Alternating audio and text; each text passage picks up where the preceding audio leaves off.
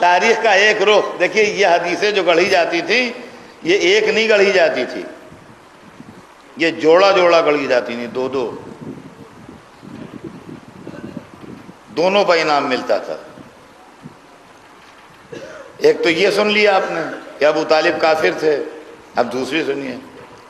دوسری حدیث یہ ہے کہ ابو سفیان مومن تھے۔ جب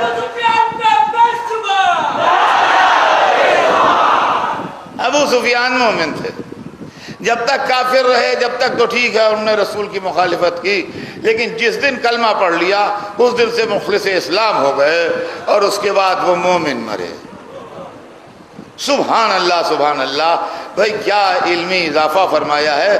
تو بھائی اسی بات کے اوپر معاملہ بھی فیصل ہو جائے میرے خیال میں، اب جھگڑا آگے نہ بڑھے، یہی پر فیصل ہو جائے اور سب مل کے اللہ کی بارگاہ میں دعا مانگیں کہ پالنے والے جتنے مومن ہیں سب ایک ساتھ رہیں، جتنے کافر ہیں سب ایک ساتھ رہیں۔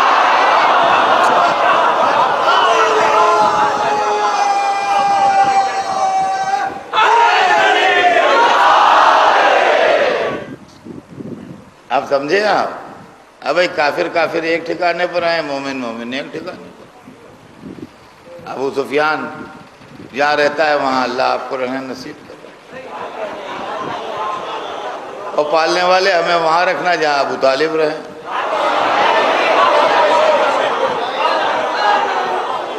اس لیے کہ ہم نے جو تاریخ سے نتیجہ نکالا وہ یہ نکالا کہ تاریخ میں دو مومن ملے، دو کافر ملے،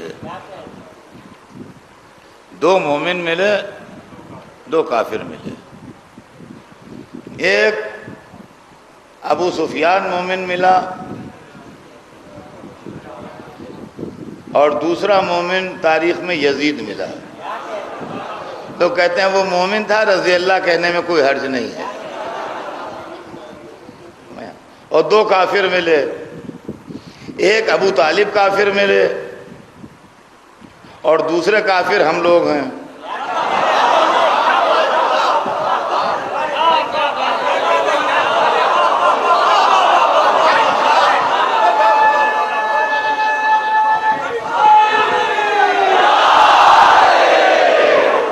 دوسرے کافر ہم لوگ ہیں جو عزاداری کرتے ہیں، ماتم مجلس کرتے ہیں، تعزیہ رکھتے ہیں، حصہ بانٹتے ہیں، یہ امام حسین کی یاد مناتے ہیں، یہ لوگ سب کافر ہیں۔ اور ایک ابو طالب کافر تھے، اور ایک مومن وہ تھا، ایک مومن وہ تھا۔ تو چلیے اب اس میں ہمارے نوجوان بگاوتے ہیں، خیر یہاں تو ہندوستان میں ماحول نہیں ہے الحمدللہ، لیکن بعض جگہ دیواروں تک پر لکھا ملتا ہے، سمجھے آپ؟ خیر وہ لکھے، اس سے کیا فرق ہوتا ہے، لیکن یہ کہ اس سے ایک بات کا اندازہ ہو گیا کہ ایمان و کفر کا معیار معین ہو گیا۔ جو نانا سے لڑے وہ مومن،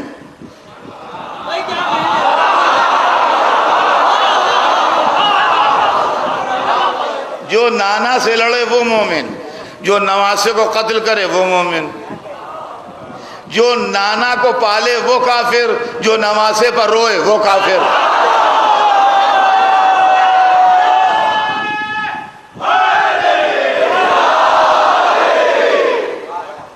سمجھے آپ حضور؟ یہ مسئلہ ہے۔ جبکہ ابو طالب نے اس وقت نصرت رسول کی جب آپ کی عمر مبارک صرف 5 برس تھی، عمر شریف 5 برس تھی، جب آپ کے جد بزرگوار حضرت عبد المطلب کی رحلت ہوئی۔ عبد المطلب اپنے پوتے کی پرورش اور خانہ کعبہ کی کنجی، یہ 2 چیزیں ابو طالب کو دے کے گئے۔ ابو طالب نے خود صاحب اولاد ہوتے ہوئے بھتیجے کو اس طرح پالا کہ اس کو کوئی کمی محسوس نہ ہونے دی،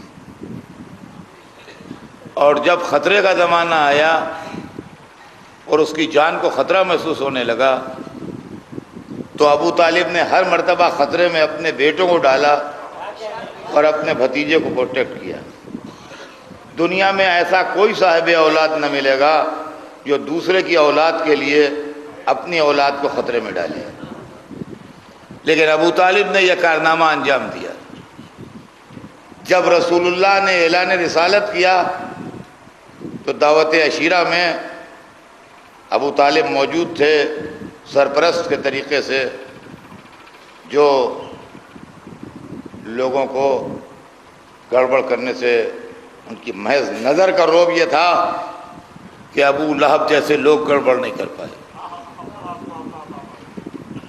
کہنے کو جو جس کا دل چاہے کہے، لیکن اسی دعوت عشیرہ میں ابو طالب کے کم سن لڑکے نے، جس کی عمر 12-13 برس تھی، اٹھ کے رسول کی نصرت کا وعدہ کیا تھا۔ دیکھیے بہتری چیزیں ایسی ہیں جو تاریخ دھوکے میں لکھ جاتی ہے، اس سے پکڑا جاتا ہے مجرم۔ لڑکا جوان ہو گیا، کاروبار سے لگ گیا، دھندا سنبھال لیا، سروس میں آ گیا، شادی بیاہ ہو گیا، بال بچے ہو گئے، اب ہماری نہیں سنتا۔ اس کی مثالیں تو آپ کو دنیا میں بہت ملیں گی کہ وہ صاحبزادے اب ہماری نہیں سنتے ہیں، اب جو ان کی سمجھ میں آتا ہے وہ کرتے ہیں، ہم نہیں ذمہ دار ہیں ان کے۔ اب ان کی شادی بیاہ ہو چکا ہے، ان کے بال بچے ہیں، وہ اپنا باقاعدہ دھندا اپنا سنبھالتے ہیں یا اپنی سروس کرتے ہیں، ہم لاکھ کہتے ہیں، وہ ہمارے پاس آتے بھی نہیں، بہت کم آتے ہیں، جب ملتے ہیں کہیں سلام کر لیتے ہیں، ہم سے تعلق نہیں ہے ان سے۔ جوان لڑکے کے لیے تو کہا جا سکتا ہے، لیکن 12 برس کا لڑکا آپ کی نہیں سنتا، 10 برس کا لڑکا آپ کی نہیں سنتا، تو یہ آپ کے کنٹرول کی خرابی ہے۔ دیکھیے جوان لڑکا، بیاہ ہوا لڑکا، کاروبار کرتا ہوا لڑکا نہیں سنتا، یہ تو دنیا میں سینکڑوں مثالیں اس کی اسی بمبئی میں مل جائیں گی، ڈھونڈنے نہیں جانا پڑے گا۔ لیکن 12 برس کا لڑکا نہیں سن رہا ہے، یہ بات ہماری سمجھ میں نہیں آتی کہ 12 برس کا لڑکا نہیں سن رہا ہے۔ ابو طالب کا 12-13 برس کا لڑکا کھڑے ہو کے نصرت کا وعدہ کر رہا ہے، ابو طالب کھڑے ہوئے ہیں، نہیں کہتے بیٹا یہ کیا کر رہے ہو؟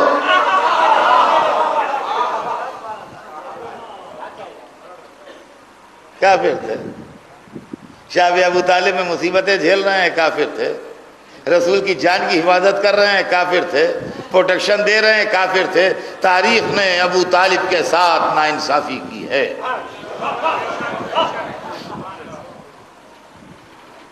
اس کی وجہ ہے کہ پہلے کوشش یہ کی ہوگی کہ ہمارے بزرگوں کا کفر چھپ جائے۔ وہ تلواریں لے لے کے رسول کے سامنے میدان میں آئے تھے، وہ کفر چھپنے والا نہیں تھا، کہا ہمارے دامن کا دھبا تو دھلے گا نہیں، ان کے دامن پر بھی ایک لگا دو۔ یہ ہے معاملہ۔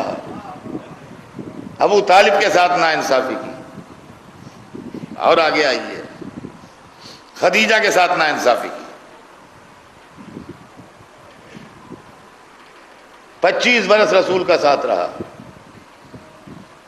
25 برس جو ساتھ رہا، رسول نے دوسری شادی نہیں کی۔ چند برس جن بیویوں کا ساتھ رہا، ان کے لیے تاریخ کے پاس ورق کے ورق ہیں۔ 25 برس جس کا ساتھ رہا، اس کے لیے تاریخ کے پاس آدھا پیج بھی نہیں ہے۔ جی خدیجہ سے یوں عداوت نکالی، 40 برس کی تھیں، اور اتنا پروپیگنڈا کیا 40 برس کا، اتنا پروپیگنڈا کیا کہ ہمارے بہت سے کہنے لگے 40 برس کی تھیں۔ اسحاق کی گرمی ہمارے گھر میں آ گئی۔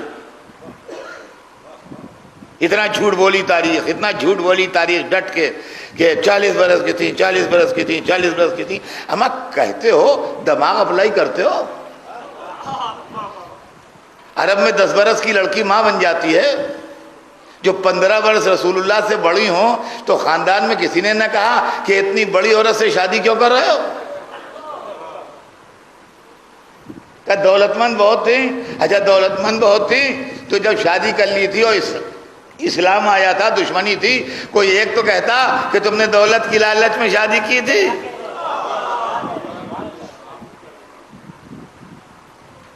40 برس کا پروپیگنڈا، 40 برس کی تھی، 40 برس کی تھیں، 40 برس کی تھیں، فلاں نے لکھا ہے، فلاں نے لکھا ہے، فلاں نے لکھا ہے. ہم اب بکے ہوئے قلموں کی قیمت کیا؟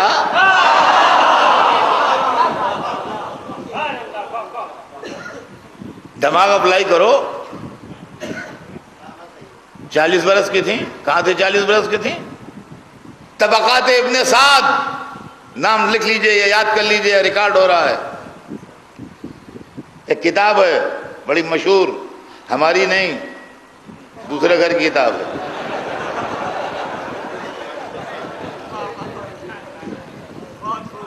طبقات ابن سعد، بعد میں کہیے گا یاد دلا دوں گا کتاب کا نام. طبقات ابن سعد میں لکھا ہے کہ جس سال کعبے پر ہاتھیوں کا حملہ ہوا اس سال رسول اللہ پیدا ہوئے، اور یہ سب نے لکھا ہے. عام طور سے یہ ہر کتاب میں لکھا ہے کہ جس سال کعبے پر ہاتھیوں کا حملہ پیدا ہوا اس سال رسول اللہ پیدا ہوئے. اور اسی طبقات ابن سعد میں لکھا ہے کہ کعبے پر ہاتھیوں کے حملے سے 3 برس پہلے خدیجہ پیدا ہوئی.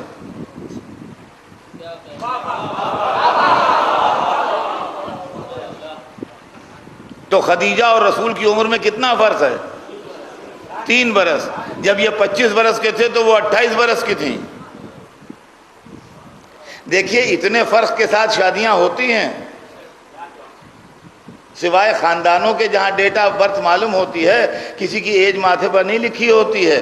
کبھی کبھی بیویاں میاؤں سے 2-3 برس بڑی ہوتی ہیں، یہ کوئی نئی بات نہیں ہے. اور اس کے ساتھ تاریخ لکھتی ہے کہ خدیجہ کا جو پیغام آتا تھا خدیجہ انکار کر دیتی تھیں، رسول کے ساتھ انکار نہیں کیا، اس لیے ان کی شادی رسول سے ہو گئی. اور یہ انکار کیوں کرتی تھیں اس کا ریزن تاریخ نے نہیں لکھا، اس کا ریزن ہمیں معلوم ہے اپنے گھر میں بیٹھے بیٹھے. وجہ یہ ہے کہ خدیجہ اسی دین پر تھیں جس دین پر خاندان رسالت تھا.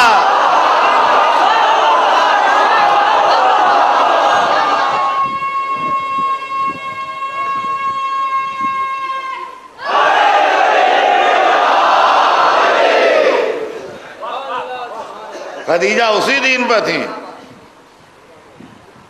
جس دین پر ابو طالب تھے، جس دین پر خاندان رسالت تھا. 3 برس کا فرق ہے. 3 برس کے فرق کو نہ جانے کس جذبے نے 15 برس کا فرق بنا دیا، یا کچھ مائنس پلس کا جھگڑا ہے کہ کہیں سے کاٹا گیا کہیں ایڈ کیا گیا.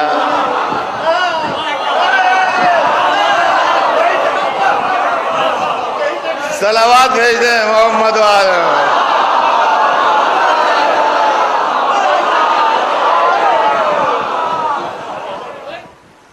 تو عزیزان گرامی یہ بی بی خدیجہ تھی. اور پھر ان کا احسان ہے اسلام پر. رسول اللہ 2 مرتبہ ان کا سامان تجارت لے کے تشریف لے گئے. عرب کی دولت مند خاتون تھی، اور جب اعلان اسلام کے بعد سرکار دو عالم کے رخ مبارک پر پریشانی دیکھی تو تڑپ گئیں. کہا میں کچھ چہرہ اقدس پر فکر کے آثار دیکھ رہی ہوں. فرمایا خدیجہ صحیح کہتی ہو، مجھے فکر ہے. کہا مجھے بھی تو معلوم ہو کیا فکر ہے. کہا مجھ سے اپنے ماننے والوں کے فاقے نہیں دیکھے جاتے.